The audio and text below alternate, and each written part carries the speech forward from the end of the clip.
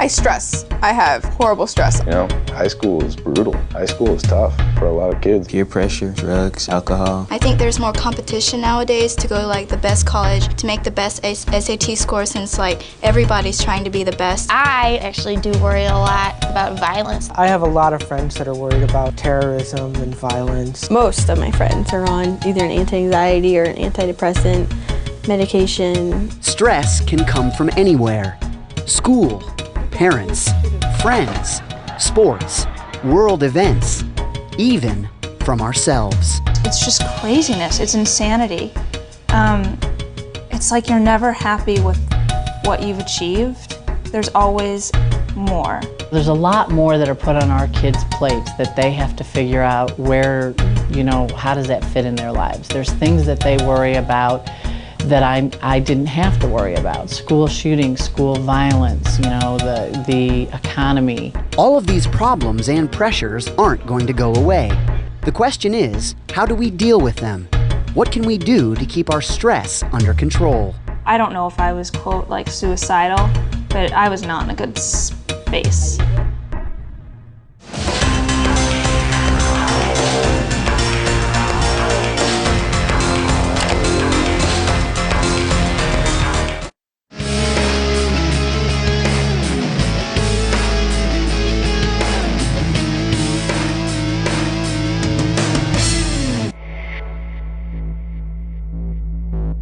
People want to fit in. That's pure pressure. If you don't fit in, you're not cool. It's all about trying to impress your friends. All my friends had it, and that's what I had to have so we could all be part of this wonderful unified clique. There were always constantly people telling me, come on, just try it, the one time, it'll be fine. That's why peer pressure is really big on some kids. They really need to feel like what they're doing is right, because they can't make the decision for themselves. It's like if you're gonna do your own thing and if you're gonna do something different than anybody and better than anybody, then you're gonna get ridiculed. Ridiculed if you don't fit in, if you don't have the right clothes, the right friends, act the right way. The social pressure for teenagers can be intense, and inevitably, there will be a time when you don't fit in, when you're excluded from a group. I think everyone's excluded just a little bit. It kind of makes me feel like I'm not that great of a person or something. Going to high school and stuff, you would always be excluded from certain groups you would want to be in, but I think that's necessary because later on you know how to deal with that, how to deal with that exclusion. Taylor is trying to avoid the problem altogether. His friends and teammates know him as a popular two-sport athlete. What they don't know is that he gets good grades and studies 3 hours a night. He's afraid some people would call him a geek if they knew. You don't go and brag how much you studied or things like that. It's not exactly the cool thing. I think there's that bias that if you're too smart or too accomplished in an academic sense, you are lacking other skills to make up for it, that you don't have the social skills. Taylor knows that's not true, but still he doesn't want to be labeled as a geek. So he keeps his studying quiet. But he knows that giving into the pressure and not studying at all would be much worse. It shouldn't be the uncool thing to study because in the long run, it matters to get good grades and end up in a good college and further your education. And the kids who study now? Usually they end up unpopular, but that's okay because they're gonna get a good education. And they'll be the people giving jobs to the people who aren't studying. But when we feel unpopular, when we're being left out of the crowd, it's hurtful, stressful, and it's hard to know how to deal with it. But these kids have some advice. As far as being excluded goes, I know that you find things you enjoy and you do the things you like. It's not hard to find yourself a group to be a part of. As I try to do my own thing and go my own way and hang with people that are similar to me. It's helpful for children to develop a sense of resilience about the fact that not everybody's going to like them, and that's okay because they don't like everybody either. I wrote this song actually.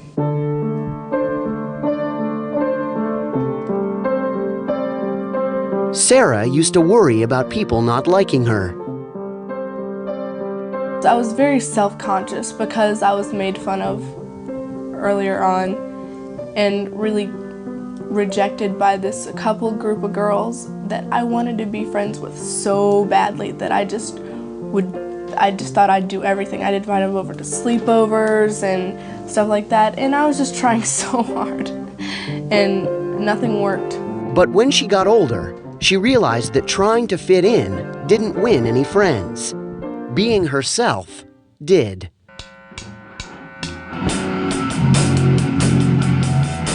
She's always herself. I've never seen her in a situation where she acts a certain way or likes a specific thing just so she can fit in.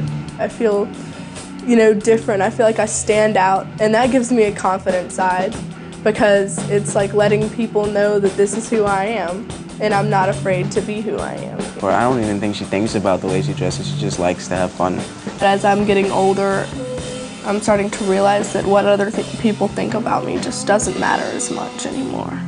And I think that's one of the reasons why I just am able to let go and let myself dress the way I want to dress or do funky things with my hair or my makeup and just be myself.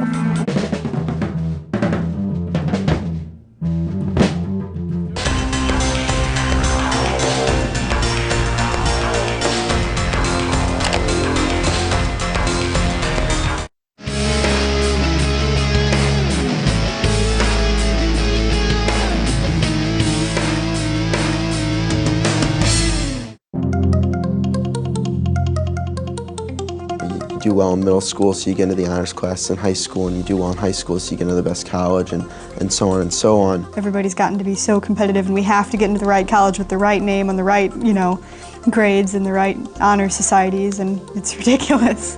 It may be ridiculous, but the pressure to perform in school is unavoidable, especially when it comes to college entrance exams, the SAT, the ACT.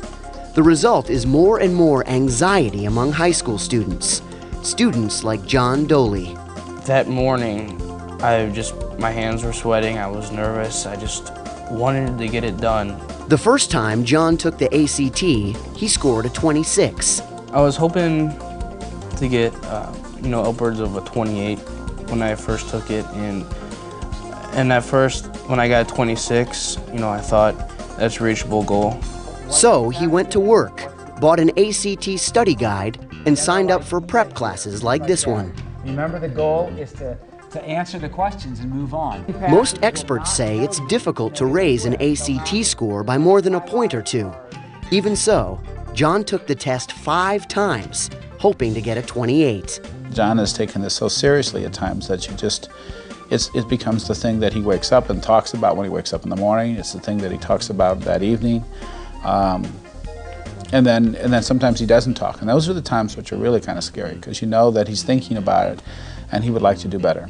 And almost every student who hopes to go to college is competing to get the best test score, the best grades, to have the best resume. You're competing with thousands of students nationwide. The process is so nerve-wracking because you never know what's going to happen, and you're just always looking for that extra edge.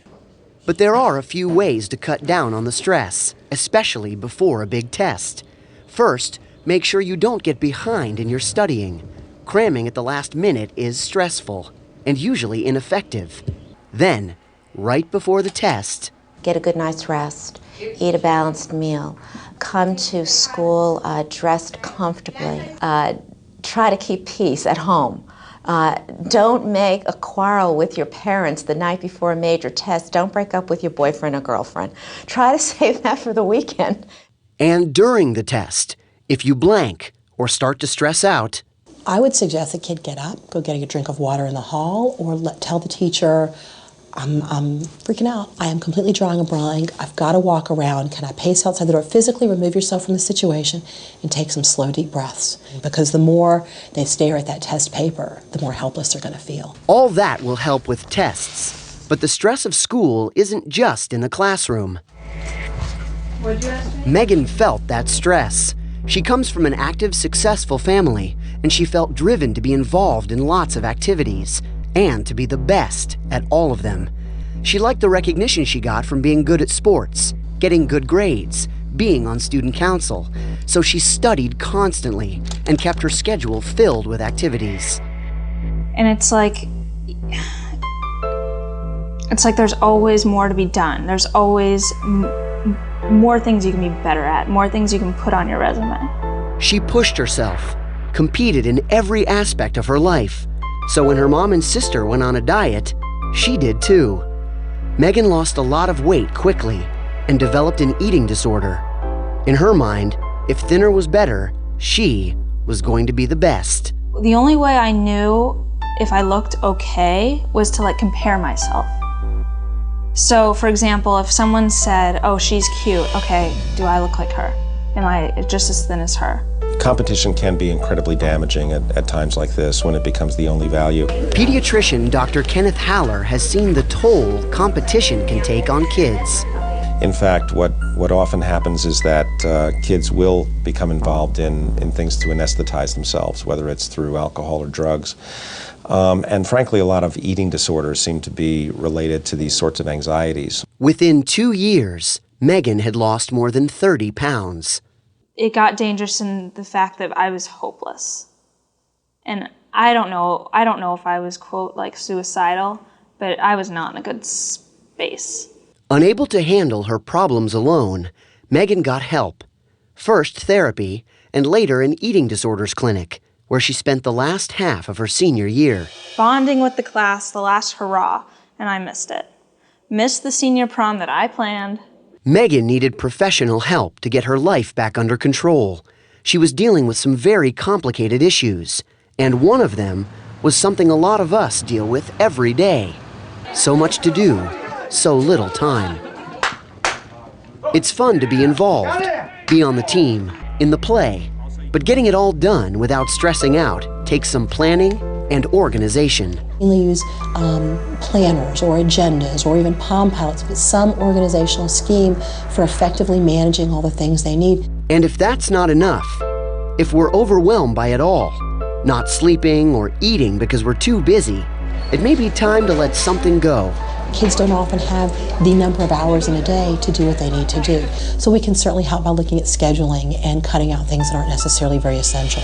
Megan has learned to cut out non-essential activities and stress, but it's taken years of therapy.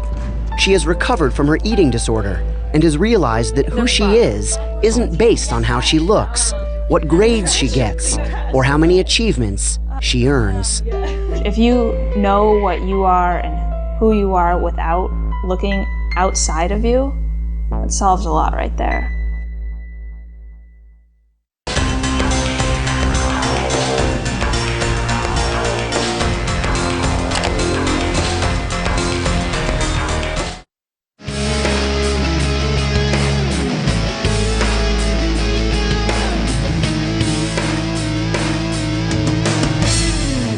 September 11th, 2001. It was really terrifying to think that, this could be happening to the U.S., which, in my mind before, the U.S. just seemed so safe. I definitely got the message that things can happen to us, and things apparently will happen to us here, and that really frightened me. War, terrorist attacks, code reds. A few years ago, they seemed so far away, but not anymore. The draft, I don't want that to happen. The reality of what's going on in the world, they can't escape from. And so it's hard to play and be carefree and things like that when you're worried about your own safety and when it has hit your own country.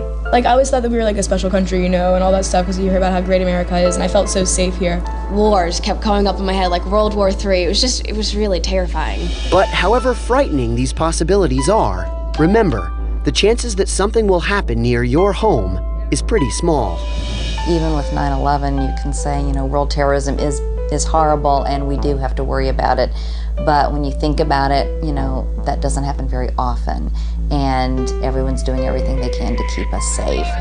And there are things we can do to bring down our stress level. We do know in general that when people feel stress, the more control they have over the situation, the better they do. So during wartime, we try to get kids real involved. For example, if they have a parent that's overseas, in having their school write letters or having them, you know, make care packages. Those are all things that can help. I mean, there are a lot of things you can try to get kids to be more aware of that will give them a little sense of power. Being active is a way to handle a stressful situation, and so is expressing how you feel. I try to write what I'm feeling, what I'm afraid of. And just expressing my feelings of, you know, why did this happen? I'm angry that this happened. Is it gonna happen again? Just saying that to my parents, I guess. Even though I'm almost an adult, I really needed them. Silence is not the answer. Silence doesn't mean that it's gonna make the fear go away. You know, anything could happen at any time. We don't know the set date or time. And I think that's everybody's biggest fear, flat out, about terrorism and about violence, is that anything can jump off at any given time, you know? Just that in itself, fear of the unknown.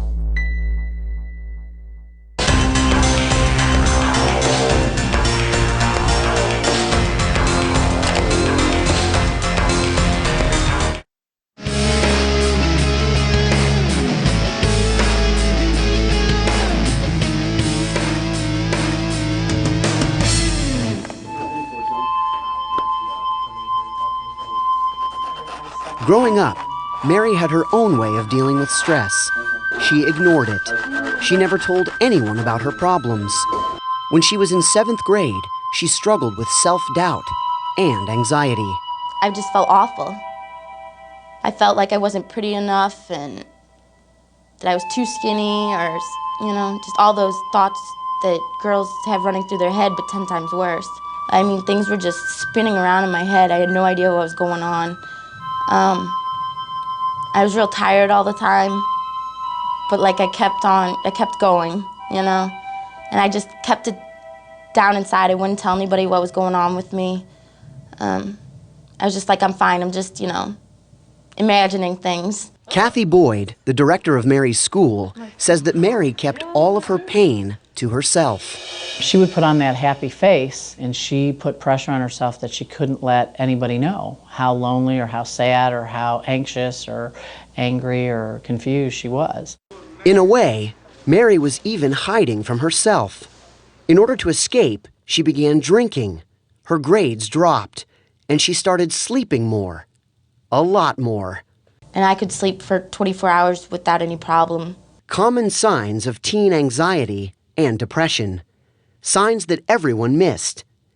And things only became worse her sophomore year. While on a date, Mary's boyfriend raped her. Unable to hide or escape from the pain, the wall she had hidden behind for so long came crashing down. Mary had what she calls a meltdown. And my mom just got so scared. I was in my room kicking and screaming and just bawling my eyes out. When she started crying and, you know, telling me she couldn't help what was happening to her and that she didn't have control of it, and, you know, it was a surprise. Mary was diagnosed with depression and was admitted to a hospital psychiatric unit. She says it saved her life. She only wishes she'd found help sooner. Now that I look back, it wasn't worth it. I should have just told my parents, you know, somebody that I trusted, and gotten help. Mary still battles anxiety and depression. Daily antidepressant medication and therapy have helped. So has her work in art class. It kind of puts my pain and emotion into, not exactly words, but it explains it, and it makes me feel great when people understand what I'm talking about. She has grown, you know, so much in the year and a half she's been here. When I wake up, I can't really, I don't know, it's just, it's questionable how I'm gonna be, like if I'm gonna be kind of down or just like moody or anxious or real quiet, and I don't know, or happy. It's just, I don't know. I surprise myself every day. But she knows now that having the courage to talk to someone about your anxiety, the pressure you feel, helps. They need a venue to be able to talk where they feel like someone listens and validates. And that can make the beginning difference for someone who's suffering from anxiety or depression to get the help they need. It is estimated that 1 in 8 adolescents will experience depression. If the stress starts to overload the defense mechanisms, you're going to get depression. And that can take the form of being unable to sleep, having difficulty concentrating, memory gets a little worse, you get tired, you lose interest in things, you start to feel down, and then all of a sudden you're behind in your classes. Now you've got to hurry up, more anxiety piles on. Depression and anxiety are serious medical issues requiring professional treatment. Therapy sessions provide an emotional outlet, and medication, if necessary, creates a chemical safety net, helping to balance out your emotions. Antidepressants work about 80% of the time, which is pretty good. And often if one antidepressant doesn't work, another one does. These girls know how helpful medication can be for depression and anxiety. I'm taking it because last summer I started having anxiety issues. It was kind of like a reality check, like, hey, listen, you know, you're not as strong as you think you are, and this can happen to you, and you're just going to have to break down and realize that this is what's going to get you out of it. And it did, and I'm thankful for that. But you can't get the medication or therapy without asking for help. Rachel learned long ago that she couldn't fight her problems without help. And she's facing what could be the most intense anxiety imaginable, a terminal disease. I am the only person with my type of cancer who relapsed after a bone marrow transplant and did not die within weeks. Rachel was diagnosed with a rare cancer when she was in 10th grade. Since then, she's been in treatment, and she's watched fellow patients, friends, die. She just passed away recently. Rachel has been in remission before, but the cancer came back. Doctors aren't sure what else they can do. So, every day for the last 6 years, she's had to wonder when she was going to die. It was hard. It made me think about, my own life, and when I went to funerals, wondering, if my funeral would be soon. So how does she deal with all those thoughts? I think a really healthy and helpful way is to not try to push it down inside of you, but to try to, let it out and deal with it. And that way, it's a lot easier than it just growing inside of you and trying to take over. So she's found ways to express herself and get her feelings out, so the fear and anxiety don't consume her. I have a lot of different ways I've learned to cope and do things with the pain. I do a lot of artwork, and I write poetry. I write in a journal, listen to music, talk to my friends, volunteer with different charities.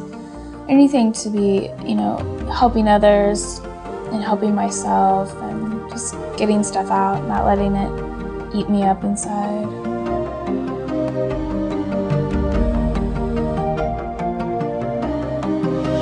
Feel like you're not alone and that those thoughts can come out somehow, that they don't have to live inside you and keep bothering you and making you feel down, that there's a way to cope with it,